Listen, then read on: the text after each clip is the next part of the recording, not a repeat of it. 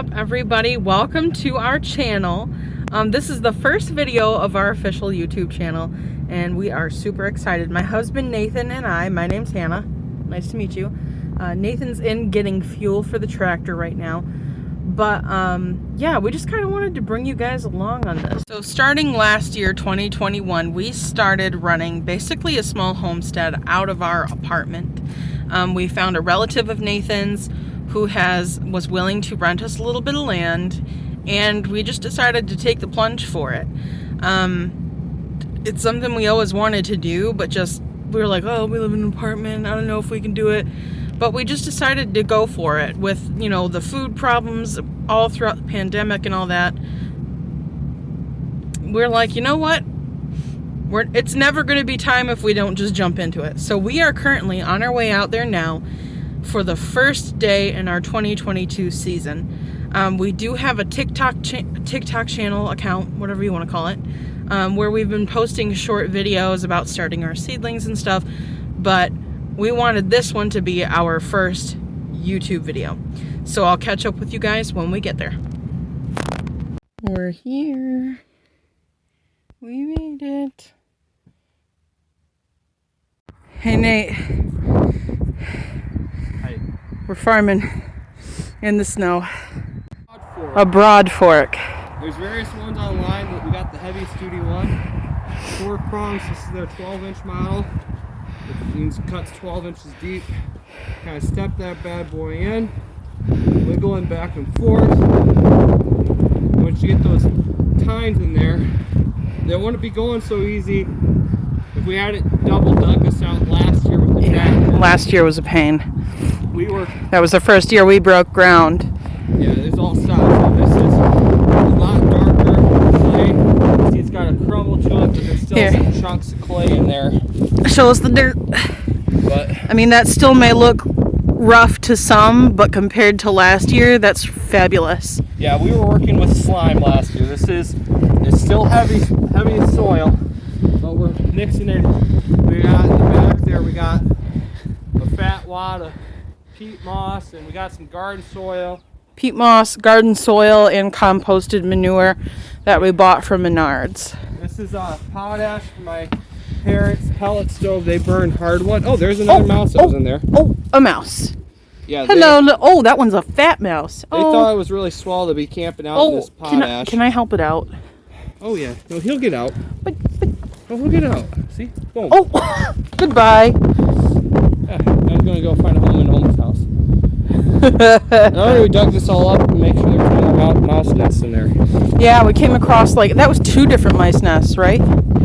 Because there was 2 different batches of babies in it. Yeah. There were pink ones and furry ones with their eyes closed. They were so cute, but...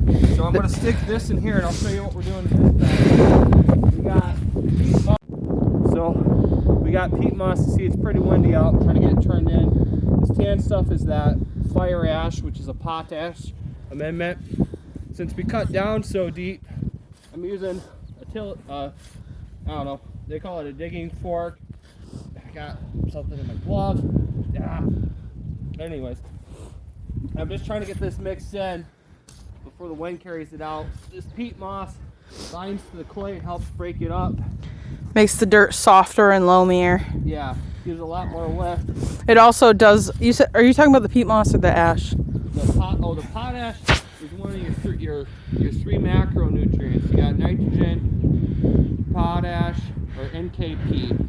Nitrogen, potassium, and potash. There was another name for it, but I forget. Phosphate.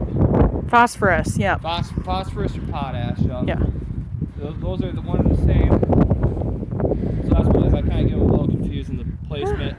After we get this mixed in, we're going to put on some blood and bone meal and a top dress into some bagged cow manure, and then we're going to cover it up with mulch or wood chips from that pile over there, and we're going to also be mulching the walk paths around it with cardboard underneath, just so we can get a jump on the stopping the weeds from the beginning. The old Dutch woman in her natural habitat.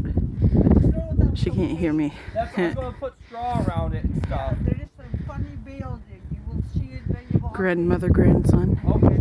quality bonded. You're gonna use this cardboard in the garden? I had a question. Like that? Yeah, She wanted like to try. Yeah. It's nice. We never saw this before until we. So now pull back and push forward. Yeah, now push forward. Yep, like that. And then you pull back and you pull and you push until it cuts up. Yep, just like that. And then what you do? You leave it here? Well, here, leave it pulled back. Like, step on it. You can step on Yeah, the but I handle. got only one leg. Okay. Her hip is Yep. broken, but she refuses so- to I'm a settle down. And then I was using the fork just to finish breaking it up. Okay. There you And go. then you pull it up and you stab it back 6 inches. And then back. And that's all we do. Boy, that is neat. Now you can leave it in that coop, okay? Okay. But set it in the corner in the bag. Hey, I'll Okay. probably put some bags. Show us what you got. The bane of our existence. Yeah, it's not too bad, but it takes over everywhere. This is called yellow dock. See these roots? They kind of got a yellowish color to them. Technically edible, but even a small chunk of root like that will grow a big, mean taproot, produce a really tall stem that doesn't compost well with hundreds of seed heads on it, almost like sorghum. This right here, we got some wild carrots. That was part of the same plant. Oh, this was? The legs. Yeah, so Broke this off is, his legs. they're still kind of white yet, but just a little chunk Lieutenant of that. Dan. And it'll just spread everywhere. Problem is, cows, they eat dock, from my understanding, just based off the compost. The seeds make it through the fermentation and the pooping out process. And that's kind of where we got a bunch of this stuff all over. It grows on the edge of the fields. I don't think herbicides kill it very well either. Because this time last year, this whole garden that we got going, this was all just lawn. Yeah. There was nothing here. So this time last year is when we started breaking ground here. And it produced very well for being a first-year garden. Uh-huh. Very The much weeds blessed. the weeds thought so too. Yeah. We also had horrible, horrible weeds. That poor little old woman was out here with her broken hip, But she weeding. didn't tell Which she didn't tell nobody. Yeah, no, it was busted for a couple months before she actually she told us and saw a doctor. Yeah, she went to the doctor and she's like, my hip's been hurting me. They don't make them like they used to. Yeah. Stubborn as a mule. But we love her. Oh yeah. That is Oma. But yeah, no, God really blessed this garden last year. We shouldn't have produced anywhere what we did, and we were very grateful. We gave a lot of food away. We processed a lot of food, and A lot of food rotted. yeah, unfortunately, we're getting better at that. Yeah. Had to take a water break. Even though it's like 30 degrees and snowing, you can still get dehydrated really, really, really easy.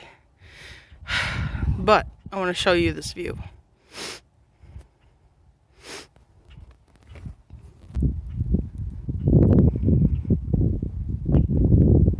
It's so pretty with the snow.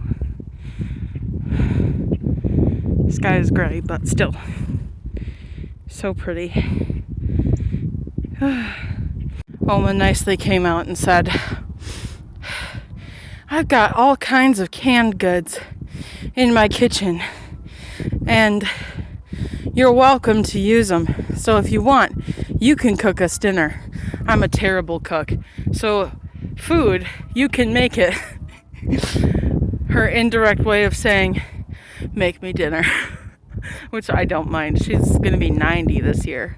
So, I don't care. But I just thought it was funny. It's late. We're tired. We made it home. And that's a wrap on the first official day in the garden of 2022.